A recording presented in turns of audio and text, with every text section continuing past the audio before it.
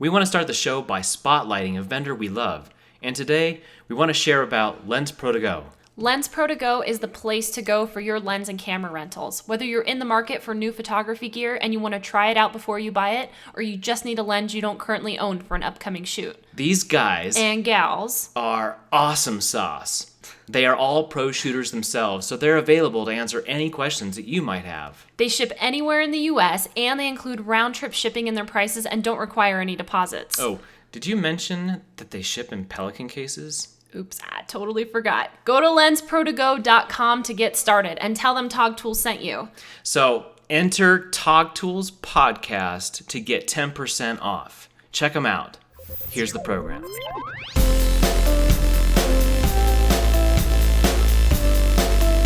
Hi, and welcome to the TogTools Podcast, where we get real about the business of photography. I'm Stephen Robertson. And I'm Jess Robertson, and today we are talking with Vanessa Joy and Rob Adams. Vanessa and Rob are a husband and wife team based out of New Jersey.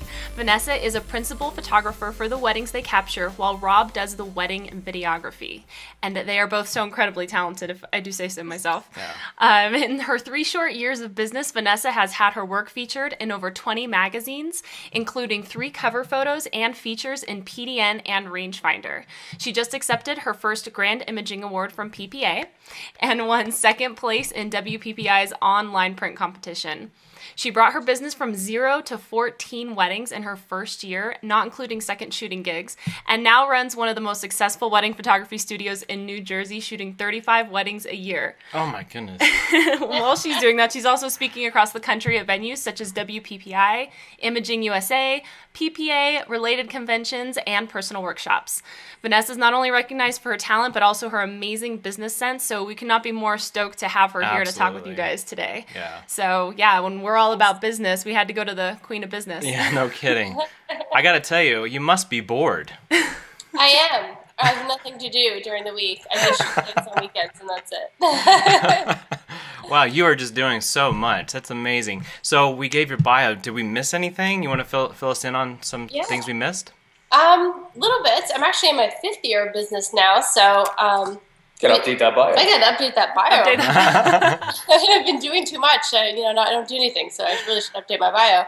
And then Rob and I actually have been on Creative Live since I've written that bio too. So that's a nice little fun thing. And then I'm a mom to my little 4-legged fluffy dog Tico. So cute. Super Very cute. cool. Well, thank you so much for being here, you guys. We're just so excited to have you here and looking forward to talking with you today. Rob, can you give us a little bit of background about you? Yeah, sure. I'm a wedding cinematographer. I specialize in wedding films. Vanessa and I have been doing this side by side for the last 5 to 6 years. I studied radio and television in school. I didn't really go to film school per se, but a lot of what I have applied to my wedding films really just comes from the broadcast world. I've got experience in production and in front of the camera in both TV and radio, so I've applied a lot of the pro techniques I picked up working in the field to my wedding films. And then along the way, I've learned a lot of film techniques just from studying other people's work and being a film buff myself. So I got into the business about 15 years ago. Started out freelancing for other companies and then started my business, Rob Adams Films, in 2006. Very cool. So Very cool. you guys are married. How does this work back and forth here? Yeah, well, it's funny. We actually met on a wedding We did. in 2005. I was working for another company, and Vanessa was working for another company as well. We were both sent out on the job, and I'm in the bride's bedroom, and I'm filming details and stuff before the bride got dressed, and I feel like this rush of wind come from the door. I look over, and Vanessa's got this slow walk, and there's fog behind her.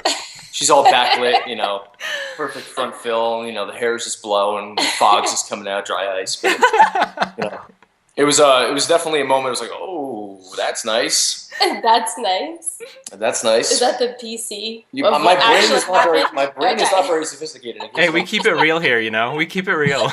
That's nice. That's right. It's like, oh, that's nice. Yeah. So But the truth is, so he had his moment where he was enthralled with me, I guess. And then later at dinner, all these vendors, the wedding vendors, sit down and eat dinner together. And I'm like, picking and prying. I'm like, does he have a girlfriend? Is he taken? And when he did mention his girlfriend, I'm like, darn it. Even though, ironically, I had a boyfriend at the time, too. Yeah, but so actually, we didn't even start dating right away. We didn't date for 4 or 5 years, I think it was. We just kept it strictly. We'd only see each other on weddings. And then, sometimes the vendors get together and go out after the weddings. Right. So we, occasionally our crews would go out together and have some drinks after a wedding, and then we really wouldn't see each other. And then little by little, maybe like 3 or 4 years later, we started to make excuses to see each other. I need to drop off business cards. Yeah, that's right. Sure. And then at one point, I just kind of threw caution to the wind, and we were out one night for drinks after a wedding, and I just kissed her. I said, "That's it." Yep. That was after I licked guacamole off your arm. He did also Interesting. guacamole off my arm as well. A couple of Captain and Cokes, and I was a little bit, liquid courage. Yeah. Yeah. We were married, so. Yeah, it literally was a year later. We were dating, and got married very quickly. We both knew. So that's where we decided at that time not to marry the businesses. We said, our clients here in New Jersey, it's a very stuck-up market. And they don't like I won't say they don't like the one-stop shop, but if you're a one-stop shop, you tend to be looked down upon as low end. Wow. No offense to anybody out there who has a low end that was a Freudian slip. A one-stop shop in New Jersey. But basically, we wanted to keep it boutique style because we found that our brides were more high end and they liked the feeling of coming to a place that specialized in one thing. Yeah. Makes sense. Yeah, absolutely. Very cool. So we know a little bit about your background with film, and we talked a little bit about what you guys are doing currently, but I'd like for Vanessa to maybe share a little bit about how photography found her. Oh, yeah. It's a series of steps in my photography journey. My mother was actually a photographer, and she did weddings. I didn't really do much. I mean, I was there when she did some portrait sessions and things like that. And I definitely had a camera in my hand at a young age. You can see it on my website. I love that picture, by the way. Yes. Yeah, I'm like 3 years old with this little camera. So super adorable. But I was actually homeschooled for 9 years. And when I ended up going in as a sophomore in high school, my mom was with me when I'm sitting in the guidance counselor's office and, what elective do you want to take? And I'm like, I don't even know what elective means. I'm homeschooled, So he starts rattling them off and, wood shop and home ec and graphic design and photography. And the second he said photography, my mom started perking up. And I'm like, all right, I guess I'll do that. That sounds fine. So I did, but I didn't think that I could actually make a living out of photography. I mean, I loved photography. I was in the darkroom all the time. I started in film, and by the time my senior year came around, I was, skipping every class I could to stay in the darkroom. That's awesome. But I didn't think I could make money at it, so I ended up going to school for other things. I have 5 college degrees is how it ended up. I do have that many. But my high school photography teacher actually was a wedding photographer. So I ended up working with him on the weekends and eventually started my own business from there and learned, hey, I can make a living at this. And Vanessa had a knack for really knowing what the industry needed at the time. She had studied marketing. And had done some marketing work for a firm here in New Jersey in the private sector, and she was able to apply that to this gentleman's business, and really took his business to a new level. And it wasn't long before she discovered it's like, okay, I can do this on my own. And I think I was encouraging you at that point. Yes, that was one of the other excuses we were having to get together. Oh, encourage me in my new business. I need a business mentor. Sure, that's awesome. Lock the office door. But it was it wasn't long before she just she realized that I'm going to get out there and do this on my own, and that's always a scary step for a first time business owner and just a photographer in general to make that switch. And she was also teaching. Yeah, I was a Spanish teacher at one point. Also, I taught 3rd through 5th grade Spanish, and I started my business the same year I started teaching. Oh my god! And I let them both grow side by side to the point where I couldn't be a teacher anymore. Yeah. Friday morning rolls around. It's like, I'm not going to make it in today. I have a wedding. Yeah. That's awesome. That's awesome. That's so cool. So take us back to that point where you took money from somebody that first time for a gig. What if you put the gun in their back and just say, hands up? I remember the very first wedding that I booked myself. And I luckily had amazing photographers around me. I mean, other than Rob, I also had a friend of mine, Andres Valenzuela from New York, and Kenny Kim from Chicago, who were really great mentors of mine growing up. So growing up as like a child, but growing into, my photography business. So I luckily did not start off like super, super low end when I first started taking my own weddings. Like I didn't charge, $300, and if you start at $300, you have to start somewhere, and that's totally fine. She wasn't undercutting the industry. I was trying not to undercut the industry. So I remember sitting down with the client, and they had something specific that they wanted. So it really wasn't like one of my packages that I could just kind of hand them. And I had to be like, so that's $2,000. And it was hard. I mean, I'm not a salesy type person. I don't like even now, I don't usually say numbers, but I've learned that if I am going to say numbers, you have to say them with confidence, in a way that eludes that you're worth that. And the value of what you're providing is well worth what you're saying and more. Right. Yeah. We've always tried to remove the sales pitch out of our sales pitches. And just to make them feel like a friend session. Hey, we're just getting to know the two of you. Totally. Right. It's very organic. And then when we put the pricing up on the screen, we like the preface. We always give the pricing ahead of time for the consultation anyway. But that sticker shock factor is no longer an issue. So you just said screen. What does that mean? Oh, in the studio we have a large television screen, and everything's run off of a computer. We don't use any paper, so it's all when we put the pricing catalog up there, we have two different forms. We have a web version, we have a PDF. We could just put that up there to show the pricing. Very cool. Yeah, they're prefaced before they come in. We prime them. Yeah. Yeah. So, I mean, it makes sense though. When you have, mentors like that, and it sounds like you do a lot of second shooting and preparation too. So to start shooting a wedding at $2,000, when you've had all of that experience and growing up with all of that experience, I think that's awesome. So if you don't mind us asking, we'll kind of look at that as like your starting point. Where would you say that you are for like the average price of a wedding now 5 years later? We're wicked expensive. Now my clients average about $8,500 for a typical full day collection, up to 10 hours. Full days, up to 10 hours for me. Mm-hmm. A 10 by 10 album with 30 pages, an engagement session, and an engagement book, and the high-res files. Very cool. Wonderful. And she's just started to do post-sale sessions. So after the wedding, bringing them in with a pre-album design and upselling them even more. So she's learned new ways to really maximize the profits after the wedding, and building continuing to build momentum off the emotional high of the wedding. Right. Go ahead. Sorry. Well, I was just going to say, or ask the question, are you finding repeat business? Like people who've gotten married and, they get amorous and now they've got a little one. Like, how does that work out? I do get that. Right now, I'm only a wedding photographer, but I will accept maternity photos and sometimes kid family photos with clients that I'd like. Totally understand, 100%. It's a little caveat there. It's a time thing is what it comes down to also. I don't have the time to dedicate to that, and I really enjoy being mastering my craft in one genre of photography rather than spreading myself thinly over too many. Yeah, that's totally. Another thing to think of is we've worked really hard to get our prices up to a point where we don't have to be shooting all the time. Mm-hmm. So we really do cap ourselves in terms of the amount of weddings we take on per year. She'll take up to 35. I'll do up to 25, maybe 27. It just depends. The film end is so much more intensive on the post-production end. Mm-hmm. So we really kind of worked hard to do that. So we don't want to saturate ourselves with having to shoot all the time, because having free time is just as important to us as having business. Right. So we've, that's just something we've made a priority. We made a decision a few years ago to really just, let's get our product to a point where we can charge, a good amount of money for it, please all of our clients, and then have some more free time. So and I'm happier with what I'm turning out too, because I take closer to 25 weddings now. That's where you have scaled back a little bit. Scaled back a little bit because I've been able to charge a little bit more, but give my clients a lot more. And I enjoy giving them a product that just screams quality. Right. No, absolutely. Yeah. I think one question I have is like, you're bringing them in for a pre-sales consultation kind of situation. You're both presenting your businesses simultaneously at that point?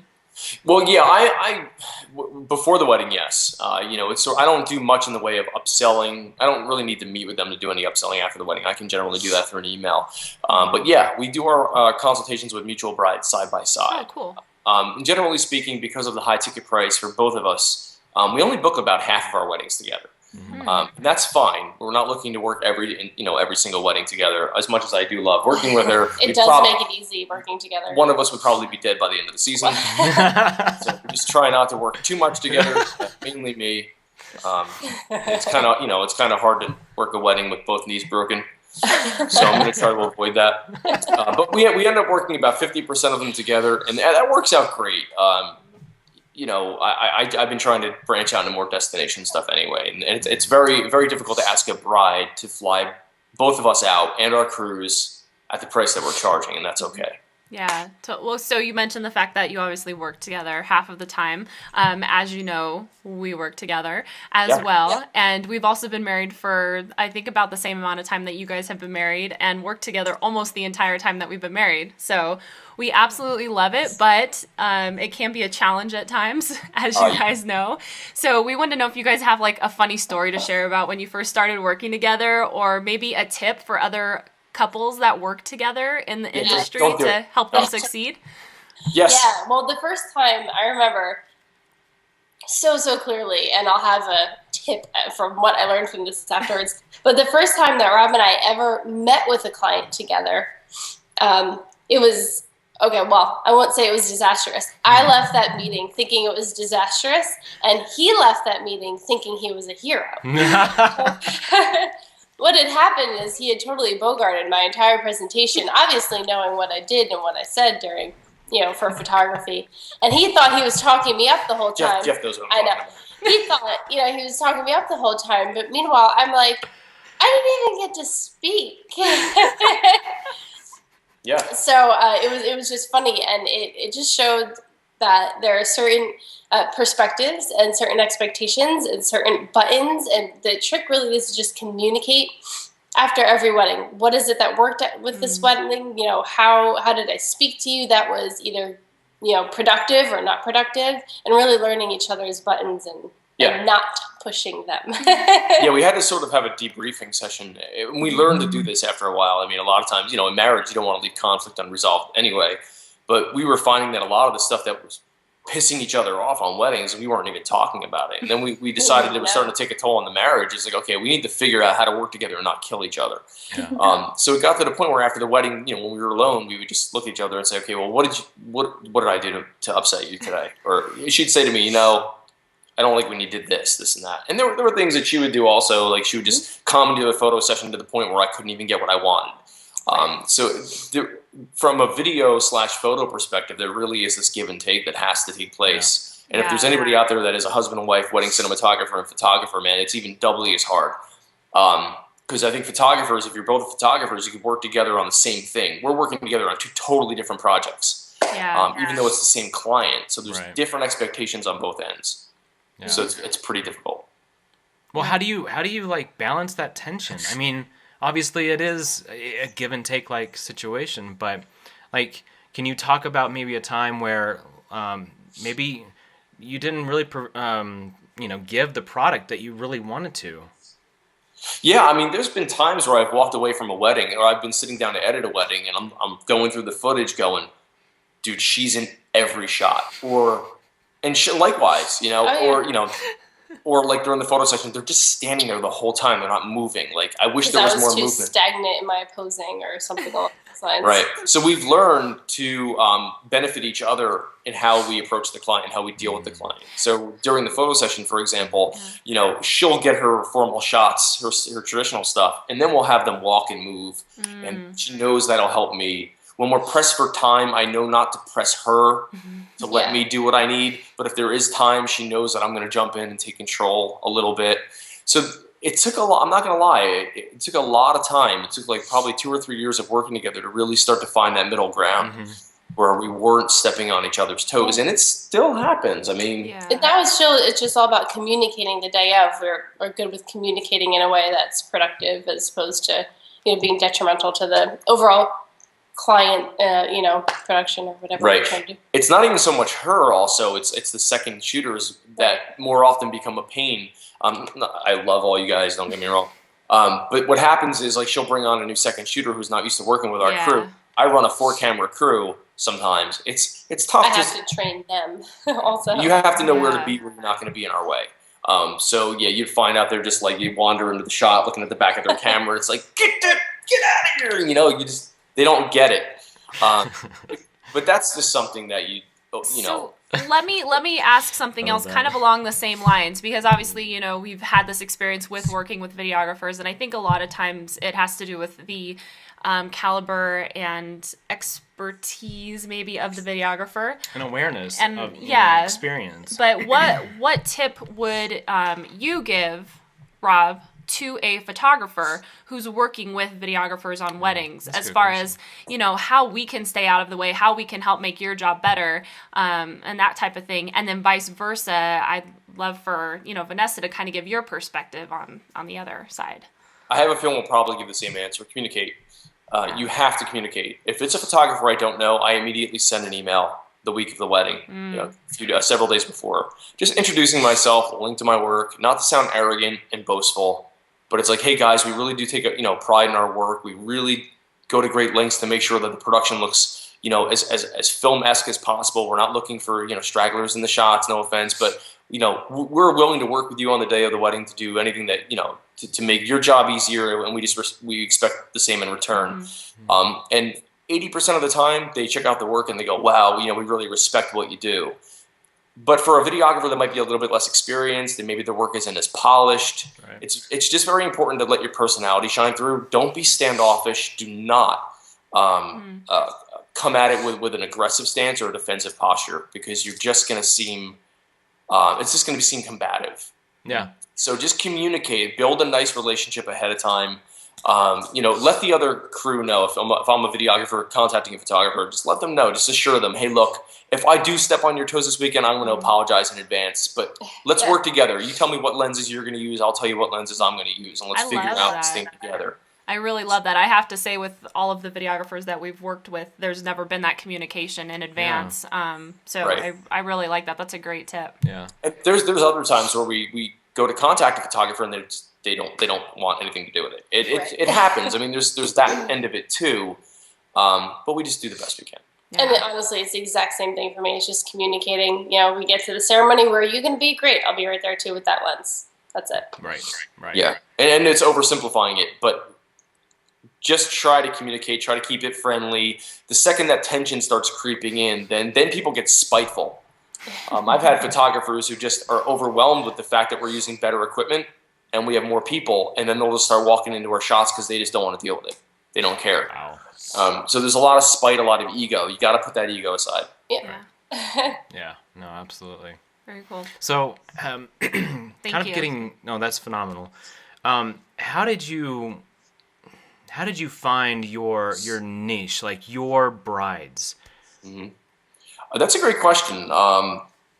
From my perspective, it was always, it comes with the territory of price, I think.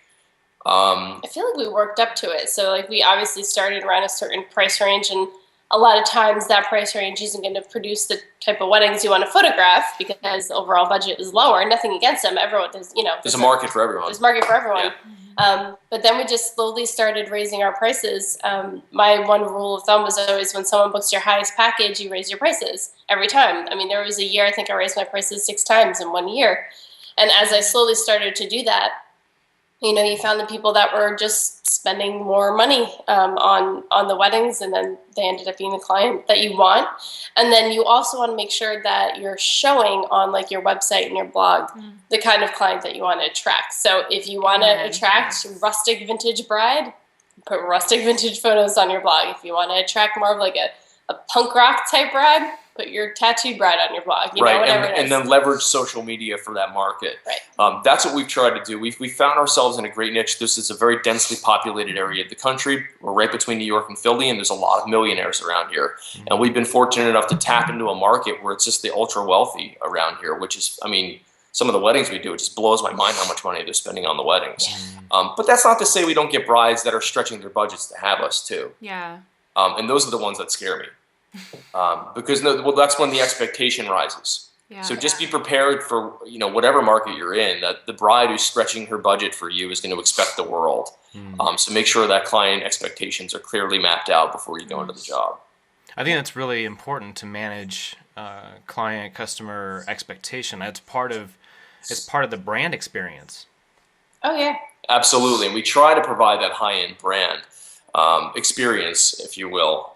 We definitely want to give them, I mean, all the albums that we create are very, from high-end companies. We spend a lot of money on the albums themselves, right down to DVD prints and stuff like that. Like I order very expensive luster cases and that sort of thing. We don't cheap out on anything. We're not using plastic DVD cases. Like just the whole experience we want to present to them at the end. They go, wow, this was worth every penny. Right. That's sort of what we're going for. Speaking of that, how did you guys go about choosing your vendors? Is that something that also kind of grew along with your business as you kind of moved into higher end clients? You were able to grow into the album companies that you really wanted to be using and that kind of thing? Yeah, exactly that. I mean, when I first started out charging $2,000, if I'm going to make an album with, that kind of budget and figuring out my cost of sales, I mean, I couldn't afford the couture books that I buy now, or I use a couture book and Indigo albums and Album Epica, and they're all beautifully crafted albums, made from all over the world.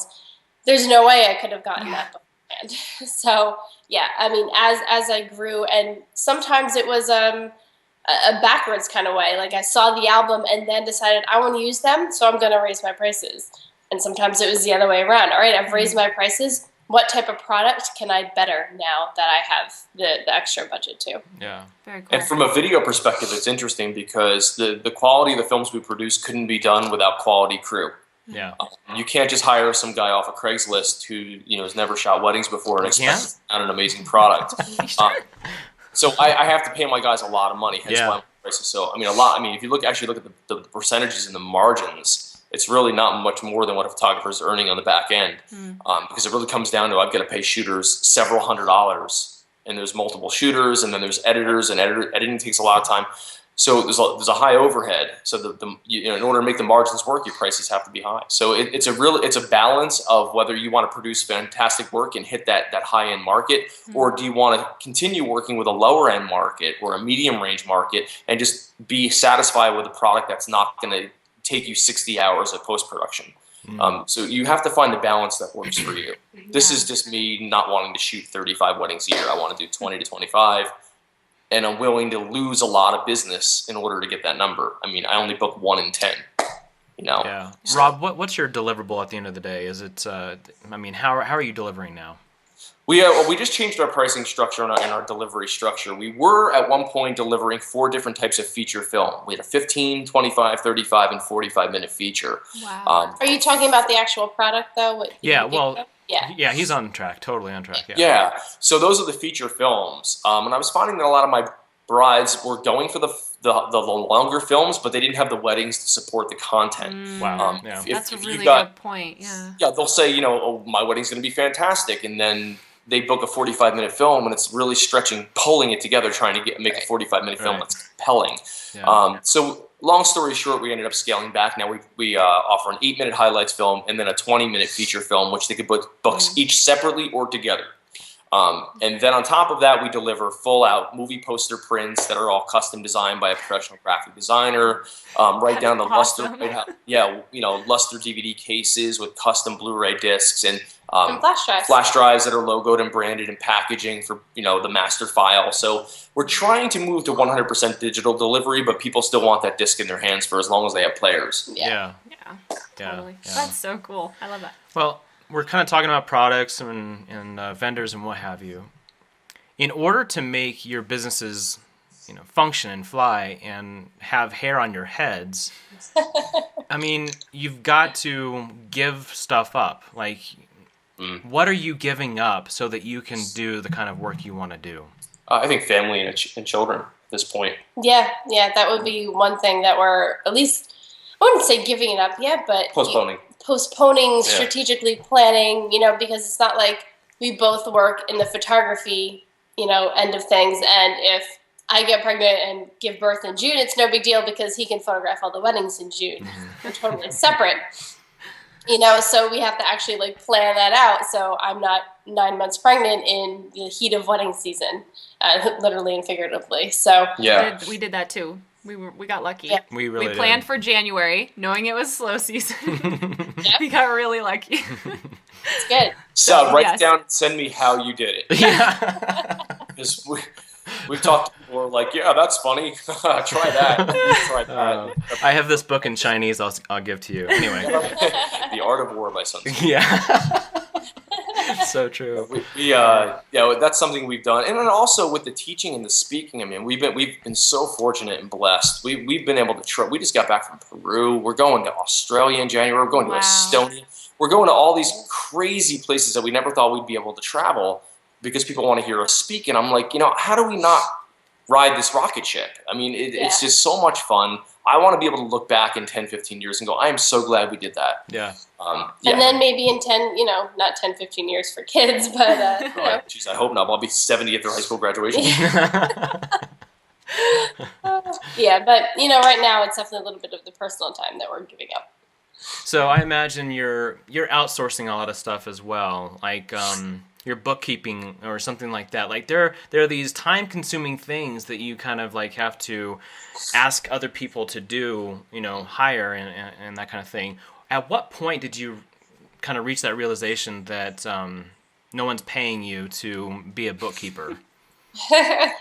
Oh, man. Yeah, I still do my own books. While, yeah, well, sucks. I do most of the books for all of our businesses, but for me, it was always the color correcting and of the proofs that I sent out first. I think in my first year of business, I was sending those out. I just, started to look at the things that if I sent it out, I would be actually creating value by doing something more valuable with my time. Yeah, exactly. In that moment, but yeah, there's certain things it's hard to let control of, or even just educate someone else how to do. So we have a personal assistant, but I can't have her do my books because I barely understand my books. But luckily, we have a great accountant who's one of my former grooms, as a matter of fact, and we ended up bartering This is a great idea. If you're in business and you want to get great accounting services, barter out a wedding. I did his wedding back in 2007, I think it was, and he gave me 3 years worth of tax services. And then over the time, we started up, I think, 2 or 3 more companies, and he rolled those in. I mean, we got such a steal. And Chris, if you're watching this, I love you. Thank you. And it was the best thing I ever did. So he handles all the tax preparation, the tax planning, financial planning, and when it comes tax time, we just hand him the documents and say, here, do it. And then, I have... It's a little more complicated than that, but that's why he doesn't know that. Yeah, I don't mean to diminish what you do. No, she definitely gets it all ready and things like that. But, as far as editing goes, I outsource the editing. I have editors in-house and out of the studio that help me, with the post-production end.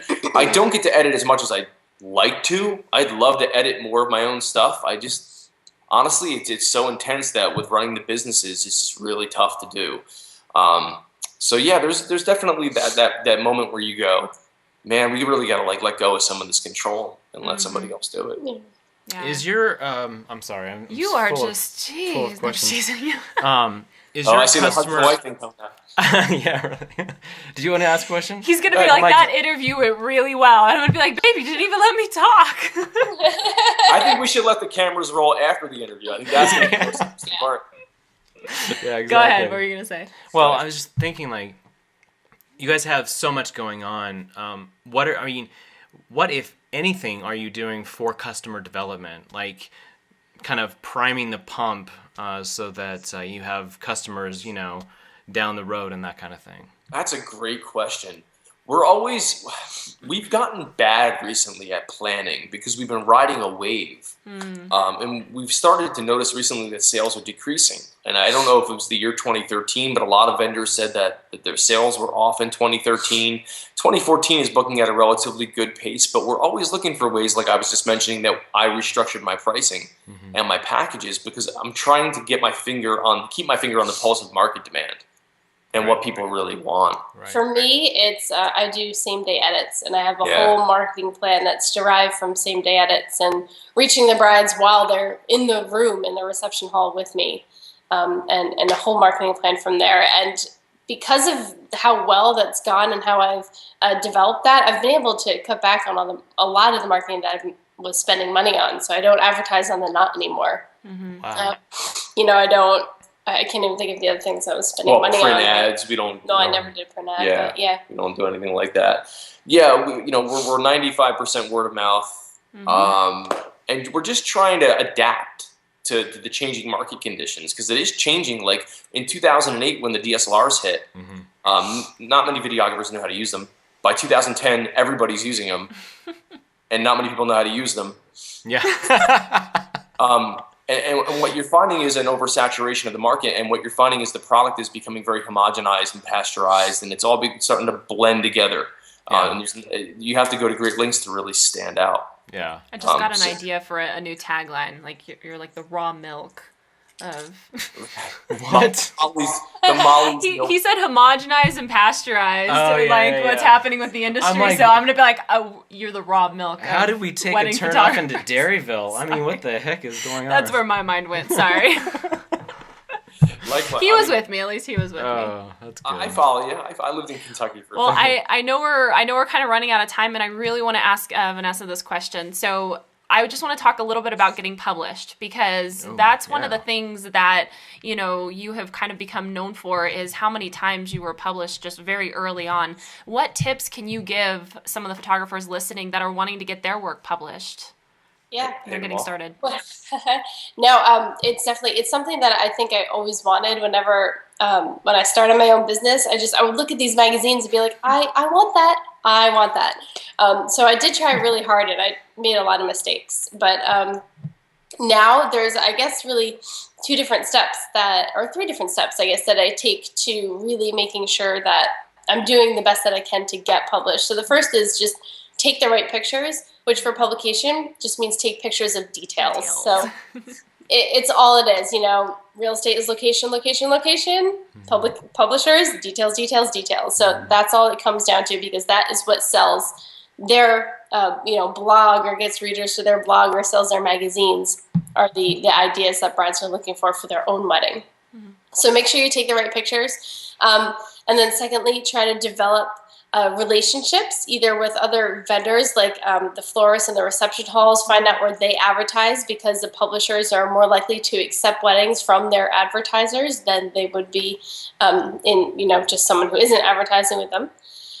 So network with them, and then just make sure you actually submit it, because very rarely do people come up to you like, oh my gosh, I have to have that wedding, and publish it everywhere. So you actually have to do the work and submit it. And twobrightlights.com is the way that I do a lot of my submissions, and mostly online, and obviously the magazine editors I've developed relationships with. So to sum that up, shoot the right pictures, network with all the vendors, and actually submit the wedding. That's awesome. Thank you so much. I love that. That's great. Absolutely. Do you want to ask one final question to kind of wrap things up so they can go?